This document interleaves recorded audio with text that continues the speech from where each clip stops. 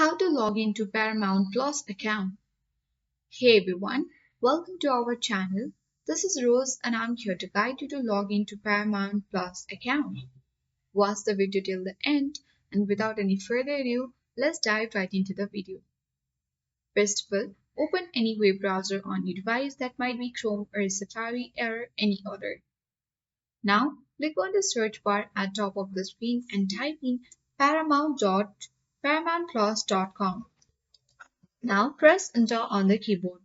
Now you will land on the official interface of Paramount, where you can simply scroll down and here you can easily enter the email address in order to get up to date on Paramount Plus news. So let's enter the email address.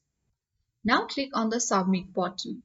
And here you need to select all the squares with motorcycle. And after that, click on the verify button. After you do that, you will easily stay tuned for the updates.